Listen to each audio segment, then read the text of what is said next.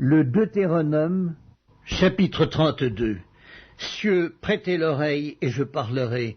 Terre, écoute les paroles de ma bouche, que mes instructions se répandent comme la pluie, que ma parole tombe comme la rosée, comme des ondées sur la verdure, comme des gouttes d'eau sur l'herbe. Car je proclamerai le nom de l'Éternel. Rendez gloire à notre Dieu. Il est le rocher, ses œuvres sont parfaites, car toutes ses voies sont justes. C'est un Dieu fidèle et sans iniquité, il est juste et droit. S'ils se sont corrompus, à lui n'est point la faute, la honte est à ses enfants, race fausse et perverse. Est-ce l'Éternel que vous en rendrez responsable, peuple insensé, dépourvu de sagesse? N'est-il pas ton Père, ton Créateur? N'est-ce pas lui qui t'a formé, qui t'a affermi? Rappelle à ton souvenir les anciens jours, passe en revue les années, génération par génération, interroge ton Père et il te l'apprendra, tes vieillards et ils te le diront, quand le Très-Haut donna un héritage aux nations, quand il sépara les enfants des hommes, il fixa les limites des peuples d'après le nombre des enfants d'Israël. Car la portion de l'Éternel c'est son peuple, Jacob est la part de son héritage. Il l'a trouvé dans une contrée déserte, dans une solitude aux effroyables hurlements. Il l'a entouré, il en a pris soin, il l'a gardé comme la prunelle de son œil, pareil à l'aigle qui éveille sa couvée, voltige sur ses petits, déploie ses ailes, les prend, les porte sur ses plumes. L'Éternel seul a conduit son peuple, et il n'y avait avec lui aucun dieu étranger. Il l'a fait monter sur les hauteurs du pays, et Israël a mangé les fruits des champs. Il lui a fait sucer le miel du rocher, l'huile qui sort du rocher le plus dur, la crème des vaches et le lait des brebis, avec la graisse des agneaux, des béliers, de basans et des boucs, avec la fleur du froment. Et tu as bu le sang du raisin, le vin. Israël est devenu gras et il a regimbé. Tu es devenu gras, épais et replé.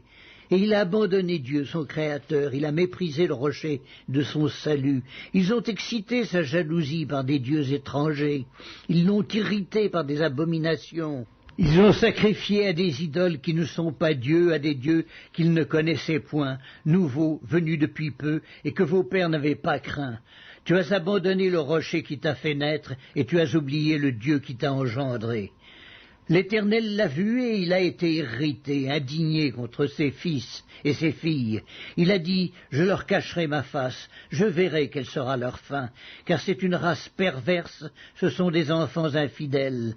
Ils ont excité ma jalousie par ce qui n'est point Dieu, ils m'ont irrité par leurs vaines idoles. Et moi j'exciterai leur jalousie par ce qui n'est point un peuple, je les irriterai par une nation insensée. Car le feu de ma colère s'est allumé et il brûlera jusqu'au fond du séjour des morts. Il dévorera la terre et ses produits. Il embrasera les fondements des montagnes. J'accumulerai sur eux les maux. J'épuiserai mes traits contre eux. Ils seront desséchés par la faim, consumés par la fièvre et par des maladies violentes. J'enverrai parmi eux la dent des bêtes féroces et le venin des serpents. Au dehors, on périra par l'épée et au dedans par d'effrayantes calamités. Il en sera du jeune homme comme de la jeune fille, de l'enfant à la mamelle comme du vieillard. Je voudrais dire, je les emporterai d'un souffle, je ferai disparaître leur mémoire d'entre les hommes. Mais je crains les insultes de l'ennemi, je crains que leurs adversaires ne se méprennent et qu'ils ne disent « Notre main a été puissante, et ce n'est pas l'Éternel qui a fait toutes ces choses. » C'est une nation qui a perdu le bon sens, et il n'y a point en eux d'intelligence. S'ils étaient sages, voici ce qu'ils comprendraient, et ils penseraient à ce qui leur arrivera. Comment un seul en poursuivrait-il 1000, et deux en mettraient-ils 10 000 en fuite, si leur rocher ne les avait vendus, si l'Éternel ne les avait livrés? Car leur rocher n'est pas comme notre rocher, nos ennemis en sont juges, mais leur vigne est du plan de Sodome et du terroir de Gomorrhe. Leurs raisins sont des raisins empoisonnés, leurs grappes sont amères, leur vin c'est le venin des serpents, c'est le poison cruel des aspics. Cela n'est-il pas caché près de moi, scellé dans mes trésors? À moi la vengeance et la rétribution quand leur pied chancellera, car le jour de leur malheur est proche, et ce qui les attend ne tardera pas. L'Éternel jugera son peuple, mais il aura pitié de ses serviteurs en voyant que leur force est épuisée et qu'il n'y a plus ni esclaves ni hommes libres.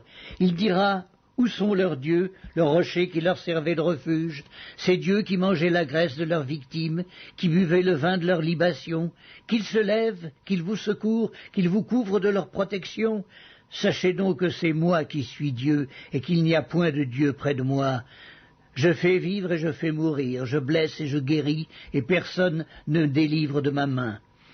Car je lève ma main vers le ciel, je dis, je vis éternellement. Si j'aiguise l'éclair de mon épée, et si ma main saisit la justice, je me vengerai de mes adversaires, et je punirai ceux qui me haïssent. Mon épée dévorera leur chair, du sang des blessés et des captifs, de la tête des chefs de l'ennemi. Nation, chantez les louanges de son peuple. Car l'Éternel venge le sang de ses serviteurs, il se venge de ses adversaires, et il fait l'expiation pour son pays, pour son peuple. Moïse vint et prononça toutes les paroles de ce cantique en présence du peuple. Josué, fils de Nun, était avec lui.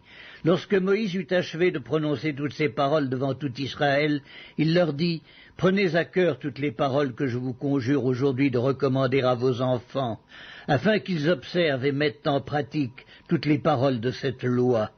Car ce n'est pas une chose sans importance pour vous, c'est votre vie, et c'est par là que vous prolongerez vos jours dans le pays dont vous aurez la possession, après avoir passé le Jourdain. » Ce même jour, l'Éternel parla à Moïse et dit, « Monte sur cette montagne d'Abarim, sur le mont Nebo, au pays de Moab vis-à-vis de Jéricho, et regarde le pays de Canaan que je donne en propriété aux enfants d'Israël.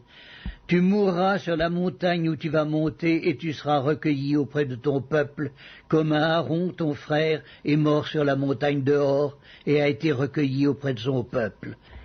Parce que vous avez péché contre moi au milieu des enfants d'Israël, près des eaux de Mériba, à Kadès, dans le désert de Tsin, et que vous ne m'avez point sanctifié au milieu des enfants d'Israël. Tu verras le pays devant toi, mais tu n'entreras point dans le pays que je donne aux enfants d'Israël. »